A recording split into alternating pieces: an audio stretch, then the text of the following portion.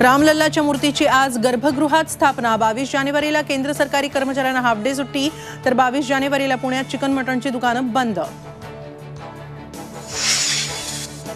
आतापर्यंत सापडलेल्या 54 लाख कुणबी नोंदी प्रमाणपत्रांचं तातडीनं वाटप करा, सरकारचे आदेश। जरांगेंची डेडलाईन जवळ येतात सरकारची धावाधाव।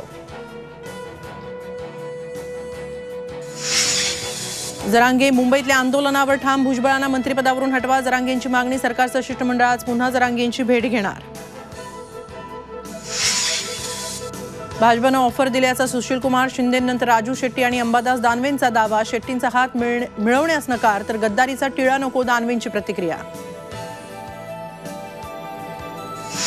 अजित पवार गटातील महिलांच्या मेळाव्यात अजितदादांना मुख्यमंत्री करण्याचा निर्धार। महिलांनी घातले अजितदादा भावी मुख्यमंत्रीपदाच्या टोप्या, तर काहींच्या नशिबी कायमच भावी असतं, अरविंद सावंतांचा टोला।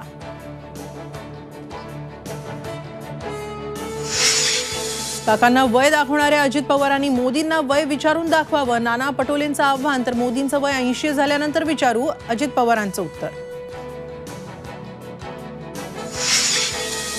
आणि ठाकरे गटाचे आमदार राजन साळवींविरोधात गुन्हा दाखल, उत्पन्नापेक्षा 118% संपत्ती जास्त असल्याचा उल्लेख। आरोपी म्हणून राजन साळवींसह पत्नी आणि मुलाचाही उल्लेख।